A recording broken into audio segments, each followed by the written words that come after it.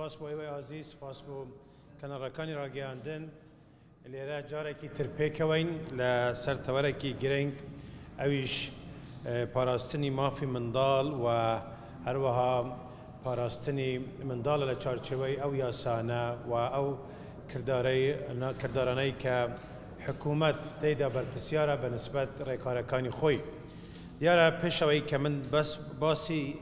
هەندە وەردەکاری بکەین کە ئەمڕۆ ئێمە لێرە کوبوونێتەوە لەسەری ئەویش پیرۆزبایی لە منداڵان دەکەین، لە دایک و باوکی منداڵانیش دەیکەین، چونکە ئەمڕۆ ڕۆژی 1/6 ڕۆژی پاراستنی منداڵانە، پاراستنی مافەکانیانە لەسەر ئاستی جیهان، ڕۆژێکی پیرۆزە بۆ هەموو لایەک پیرۆزبایان لێ دەکەین و ئینشەڵڵا لە ئەمن و سەقامگیری و پەروەردەیەکی باش و تەندروست بتوانین منداڵانی کوردستان بەردەوام بن لە گەشە، بەردەوام بن لە پێشکەوتن. بەنسبەت ئەو پلانەیە کە هەمانە پلانی هەرێمی کوردستان بۆ مافەکانی مرۆڤ، ئەم پلانە ئێستا کەوتیتە چەندین گفتوگو و ژمارەی ئەو گفتوگوانەش کە هەمانە لە تەوەرەکان گیانە بە پێی پێداویستی ئەو سیاسەتە و ئستراتیژیای کە حکوومەتی هەرێم هەیتی. بابەتی پاراستنی منداڵ ئەو ڕاستپاردە نێودەوڵەتیانە کە هەن بە نسبەت حکوومەتی هەرێمی کوردستان و بە نسبەت عێراقیش وەکو دەوڵەت،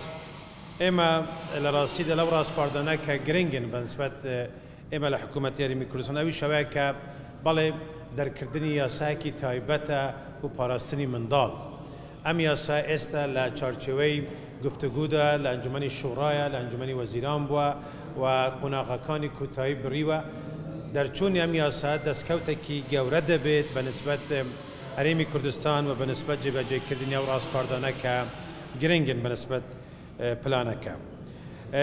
سزادانی ئەوانەی کە حقەت منداڵ بەکاردێنین لە پێکدادانی چەکداری، ئەمە بابەتێکی گرنگە و حکوومەتی هەرێمی کوردستان بە پێ ئەو ڕێنەمانەی کە هەیتی لە سەراستی وزارەتی پێشمەرگە و دەمە دەستگاکانی ئەمنی خۆی لە ژێر تەمەنی 18 ساڵی بە هیچ شێوازێک ڕێگان نادرێت کە بتوانرێت لە سفوفی هێزەکانی پێشمەرگە بتوانن ئەرکەکانی خۆیان جێبەجێ بکەن. چاودێری منداڵ لە مؤسساتی دەوڵەت پرۆسایەکی زۆر فراوانە و ئێمە هەڵ دەدەین بە ئەوەی زیاتر بە توکمە و بە ڕێکوپێکی بە چارچێوەی ئەو ڕێککەوتنەوە نێودەوڵەتیانە هەرێم پارێزراو بێت لەو بارەوە. دیارە عێراق بوویتە ئەندام لە ڕێککەوتنامەی مافەکانی منداڵ لە ساڵی 1994 لە 15/6. ئەمە ڕێککەوتنامەیەکی گرنگ و نێودەوڵەتیە و عێراقیش وڵاتێکی مؤسسە بە نسبەت UN. ئێمەش وەکو هەرێمی کوردستان دەتوانین ڕۆڵێکی کارامان هەبێت لەو لجنە کە پەیوەندیدارە بەو ڕێککەوتنامە لە سەراستی نێودەوڵەتی و گەشەی هەرێمی کوردستان لەو ڕوا زیاتر بە دنیای دەرەوەش بدرێت. دیارە ڕێککەوتنامەکانی تری وەکو لاهای بنمونە ئەوانە شەن کە بە نسبەت مافی مەدەنی و ئەوانەی کە گرێدراون بە ڕەباندنی منداڵان کە ئێمە لە هەرێمی کوردستان خۆشبەختانە ئەم حاڵەتەنەمان نییە لە چارچێوەی هەرێمدا. هەندە ئاماری گرنگمان لەبەردەستە. حەزەکەم بۆ ئێوەی ئازیز باس بکەم کە هەرێمی کوردستان جددی بووە لە پرۆسەی پاراستنی منداڵان لە ساڵانی ڕابردوو. ئەویش زیاتر ئەگەر باسی کۆی گشتی ئەو ئامارانە بکرین، ژمارەی ئەو قوتابیانە بوو نمونە وەکو ئەوانەی کە بڵێن بوو نمونە خاوەن پێداویستی تایبەت، ئەو قوتابیانە کە خاوەن پێداویستی تایبەتن لە سەراستی هەرێم 10466 قوتابی خاوەن پێداویستی تایبەت. ئێستا 84 مامۆستاش بۆ دانراوە لە دیارە مامۆستای تریش هەیە، بەڵام ئەمە فۆکس و احتیمامی حکوومەتی هەرێمە بە تایبەتی بۆ جێبەجێکردنی ئەو ڕێککەوتنەوانە کە گرێدراون بە خاوەن پێداویستی تایبەت. دیارە بە نسبەت وزارەتی پەروەردە پرۆگرامێکی گرنگی لەبەردەستدا بووە لە ساڵانی ڕابردوو و ئەو پرۆگرامە ئێستا بەردەوامە. ئەویش back to learning نزیکەی 13,000 قوتابی گەڕاونەتەوە بۆ خوێندن. ئەمەش پرۆسایەکی گرنگە. 106,332 قوتابی تەنیا لە ساڵی 2021-22 بۆ پۆلی یەکەمی بنەڕەتی پەیوەندیان بە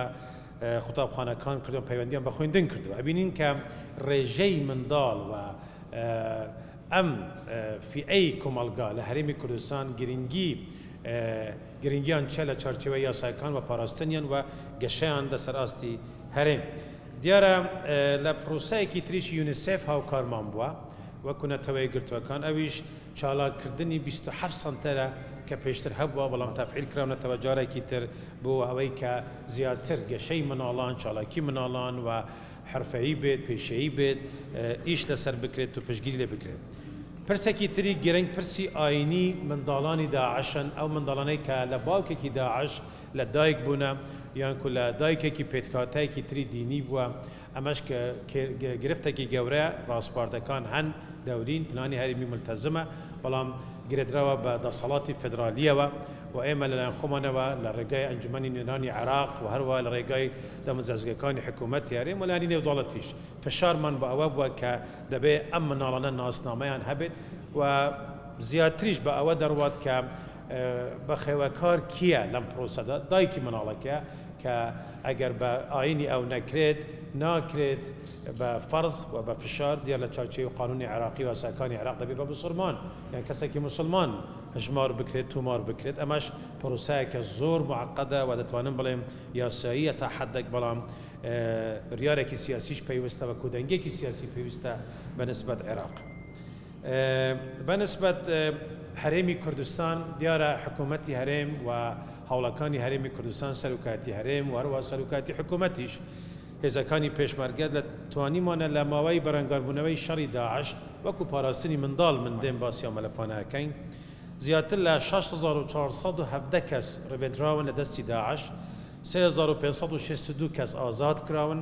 لەوانە بیبینن 2745 منداڵ بێدایک و باوکن ئێستا لە ئەنجامی ئەو هەرەشە ئەو هێرشە توریستانەی کە داعش هەی بووە لەسەر مادەی 140 ناوچەنەی کە لە ژێر دەستیان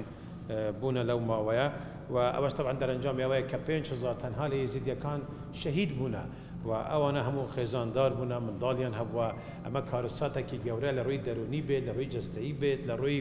تێچووی مادی بێت ئەمانە هەموو ئەو مەلەفانن کە ساخرن ماون بۆیە پاراستنی یاسایی و بەهێزکردنی توانەکانی حکوومەت لێرە و لە بەغدا زامنێکی باش دەبێت. ڕەشن و سیاساکە لە وزارەتی کاروباری کۆمەڵایەتی ئەویش بوو ئەوەی کە بیر لە یاسای سزا جێگرەوەکان بکرێت ئەمە یاسایەکی باش دەبێت و ئێمە لە پلانی هەرێمی لە هەوڵداین لەگەڵ وزاراتی معنی بۆ ئەوەی خێرا بێت پرۆسەکە و دەکرێت ئەمە تا حەدێک معاناتەکان کەم بکاتەوە و لە هەمان کاتیشدا پرۆژە یاسایەکی تر لە لایەن وزارەتی پێشمەرگە هەیە ئەویش بوو بەشداری پێنەکردنی منداڵانی خوار 18 ساڵ ئەمەش بە ئیجرا هەمانە بەڵام دەمانەوێت لە ڕووی یاساییەوە کاری جدی لەسەر ئەمەش بکرێت. پاراستنی منداڵ لە توندوتیژی ئەمەش پرۆسایەکی ترە دەتوانێت کە ئێمە وە ئامار بە داتا ئیشی جدی کە کراوە پێشان بدرێت لەم بارەوە.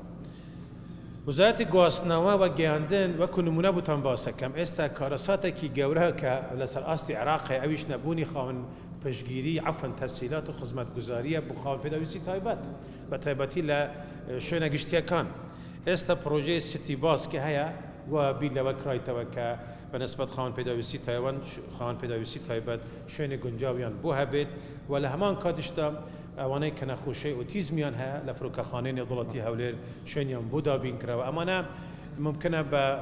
ناو ژمارە کەم بن بەڵام ئەمە ڕۆیەکی گرنگی ئینسانیەتە پاراستنی مافی مرۆڤە و پێکەوە ژیانە و حتا بەشداری ئەم فئەی کۆمەڵگە لە پرۆسەی هەڵبژاردن بێت لە پرۆسەی سیاسی بێت بە بەسم خانووی پێداویستی تایبەت. وەزارەتی کاروباری شەهیدان و ئەنفالکراوەکان ئەو وەزارەتە وەکو نمونە پێتان بڵێم کە گرێدراوە بە مەلەفی پاراستنی منداڵان لە پرۆسەیەکدا کە ممکنە بۆ هەموو شتێکی تازە بێت بەڵام لیستی منداڵە ونبووەکانی حەڵەبجە کە زیاترن لە 100 منداڵی ون بوو تەسەوور بکە لە ساڵی 88 تا ئێستا 40 ساڵە نزیکە ئێمە 100 منداڵی هەڵەبجەیمان هەیە کە ون بوونە و ئێستا نەڕووی یاسایی نەڕووی دەرونی نەڕووی تێچوویەکی دارایی هیچ هاوکاریان بۆ کراوە حتا تۆماریش بکرێت لە لەژنەی مەفقودینیش بوو نمونەی عێراق کە هەیە تا ئێستا ئەوە کارەساتێکی گەورەیە کە ئەبینن مافی منداڵ تەنها ئەوە نییە کە بگەڕێتەوە خوێندن بون بوونە بەزر بوونەوە تا ئێستا شوێنیان و کەسوکاریان ئاگادار نەکراونەتەوە لە بوونیان لە هەر شوێنێک بن ڕاستە پرۆژەیەکی یاسایەک لە عێراقیا بۆ ئەوانەی کە ون بوونن بەڵام ئەم پرۆژە یاسا تا ئێستا سەری نەگرتووە. حکوومەت لە ڕێگای وزارەتی شەهیدانەوە هاوکاری لە طبعا منداڵانەی کردووە کە لە ئەو خانوادانن کە زندانی سیاسین ئەوانەی کە شەهیدن ئەوانەی کە بەرکەوتوانی چەکی کیمیاوین و تا ئاخری لە کوتاییدا من باسی ژمارەك لە بەرنامەیەکەم کە حکوومەت ئێستا دەستیتی بۆ هاوکاری و پاراستنی منداڵان ئەویش بەرنامەی پشکنینی هاوسەرگێریە بەرنامەی کوتانی دژی نەخۆشی گوزازە و چاودێری دایکی دووگیانە ڕێکخستنی خێزان دوای منداڵبوونە و تەندروستی هەرزەکاران و دانانی هێلی گەرمە کە ئەمانە هەر هەمووان خاڵی گرنگن هەروە پرۆژەی دادپەروەری منداڵان کە ئێستا وزارەتی داد لایەنێکی سەرەکیە تێدا مافی بینینی منداڵان کە ئەوە ئێستا کەوتەباری جێبەجێکردن و ئەوەش پرۆسایەکی گرنگە و خزمەتگوزاری تەندروستیەکان تاخیر ئەمانە هەموو کاری کردارین تەحەدیاتی زۆرن و تەنها ئەوە نییە کە سەیری مافی منداڵ بکرد لە ڕووی خوێندنەوە نەخێر لە زوو لایەنەکەوە کە باسمان کردەوەیە کە پلانی هەرێمی گشتگیرە و ژمارەیەک وەزارەتی معنی تێدا هەن و ئێمە لەم پرۆسە بە پشتگیری ئەنجومەنی وەزیران و پاڵپرسی جەنابی سەرۆکی حکوومەت ڕێزدار مەسرور بارزانی ئێمە کاری جدیمان دەست پێ کردووە و سقوفی زەمەری دانراوە ڕێکارەکان بەردەوامن چاودێری نێودەوڵەتی و چاودێری کۆمەلگای مەدەنیش بەردەوامە باوێ پرسی مافی مرۆڤ لە هەرێمدا پرسێکی یەک لایەنە سیر نەکرێت پرسێکی تەنها یەک کەی سیر نەکرێت و بەرژەوەندیەکان هەمووان ببن بە بەرژەوەندیەکانی گشتی و مافی مرۆڤ پرۆسەیەکە پرۆسەی ژیانە ناکرێت ئەوە سیر بکرێت کە مافی مرۆڤ تەنها پرۆسەیەکە باس لە 1,000 بابەت دەکات کە گرێدراوە بە ژیانی هەوڵاتی زۆر سوپاس.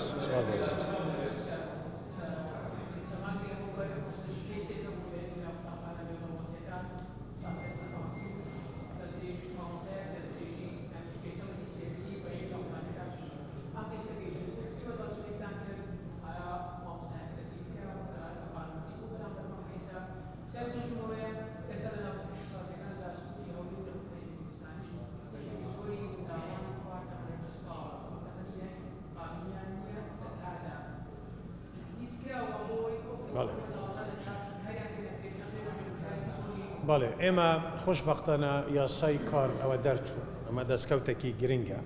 و ئەم یاسا ئەو سەغەراتی یاسایی کە هەنەوە کە کورتی یاسایەکان و ئیجراءات و ڕێنەمای و حکوومەت ئێستا دەستی کراوەیە هێزەکانی ئەمنیمان دەستیان کراوە دەبێت و پلیس دەستی کراوە دەبێت و جگەلەوەی کە تەفتیشات بەردەوامە و حکوومەت بەرد بەڵام یاسای کار ئەتوانێت زۆر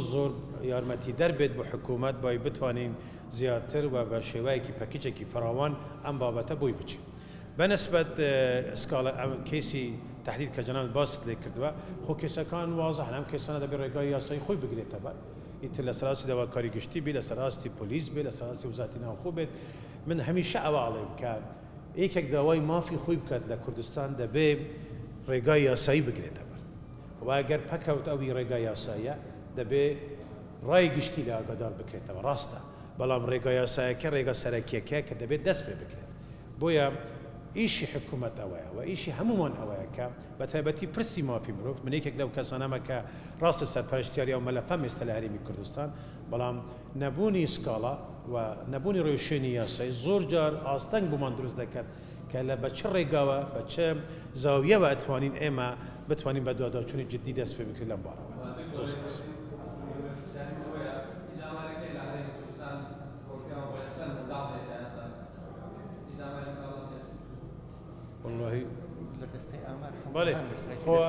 من باسی ئامارێکم کرد کە تەنها ساڵی 2021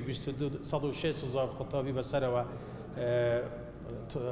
داوای تۆمارکردن لە خوێندنی بنەڕەتی دەکەن کە ببینە یعنی 160,000 لە ساڵێک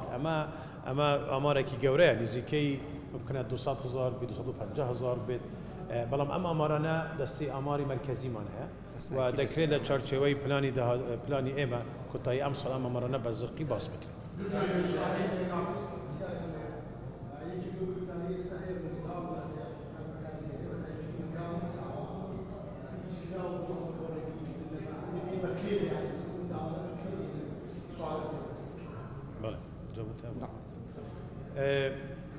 ئەمە وێنایەکی نەخۆشە و ئەمە پرسیار لێرە ئیکەم شتە ئایا ئەم منداڵانەی هەرێمی کوردستانن پرسیاری یەکەمەوەیە ئەوی لە ترافیک لایتەکان ڕادەوەسێت ئایا ئەمانە منداڵی خەڵکی کوردستانن یا لە ناوچەکانی تری عێراقەوە هاتوونە ئەمە پرسیاری یەکەمە چونکە ئیجراعاتی یاسایی و ئیداری کە لەگەریان دەگیرێت لەسەر هەندە بابەتی ئیقامەیە هەندە بابەتی ترە کە گرێدراوە بە بوونیان لە هەرێم ئەوی دووەم ئایا مەبەستمان عقوبەیە ئەمەش پرۆسایەکی ترە ئایا کامەڵ ینی بەرپرسیار دەتوانێت ئەم بابەتە چارەسەر بۆیە یاسایی کار هەموو ئەو شوێنانە هەموو ئەو بابەتانە باسی کردووە و دەکرێت ڕێک و پێکتر و شەفافتر ئەم پرۆسە بچینە پێش بوو بەڵام زۆر هۆی تر هەیە کە ڕاستی دەتوانم بڵێم کە ممکنە هەرێم لایەنێک بینم بابەتەوە و ئیجراعاتی ئەمنی ئێمە ئیجراعاتی ئیداری ئێمە هەمیشە وا بووە کە مەبەستمان بە تایبەتی لە بابەتی منداڵ دووبارە تەهیلکردنی مناڵ بێت دووبارە گەڕانەوەی مناڵ بێت بۆ کۆمەڵگا نەک شێوازێکی عقوبیش دیوە.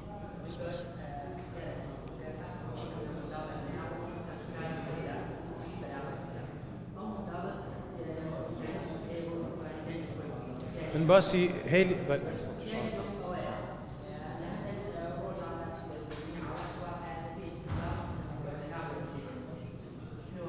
عفوا بله خو وەکو من باسم کرد یعنی تحديات زۆرن لەو مەلەفە بەڵام ئێمە لە سنوورێکی بەرفراوانین بۆ ناوچە دابراوەکان سنوورێکی زۆر فراوانە ژمارەیەکی زۆر لە ئاوارە و پەنابەر لە هەرێمی کوردستان هەیە و ئەو ژمارە زۆرە کە باس لە ملیۆنان دەکرێت بە تاکید بە دڵنیایەوە کێسی واش دەبێت بەڵام دەبێت پرسیار لەوە بکرێت کە ئایان بەرپرسیارە تەنهای هەرێمە یعنی من زۆربەی ئەو کێسانە کە دەبینم خەڵکێکین کە ئاوارە بوونە ئەوانە بوو کە پەنابەر بوونە زۆربەی ئەو کێسانە ئەمانن ئەمەش بەرپرسیارەتێکی تەواوی عێراقە لە کوێی دارایی بێ لە ژیانیان بێ لە گەڕانەوەی بیت بۆ ناوچەکانی خوان بۆیە هەرێم بوویتە ئەو ملازە ئامنە کە خەڵک ئەپارێزێت بەڵام دەرکردنی خەڵک و ئەجراعات لەگەڵ خەڵک کە لە دەرەوی سنوورەکان یاریماتونە ئەمەش هەندە بە ئاستانگی ترمان بودێتە پێش. باش سپاس.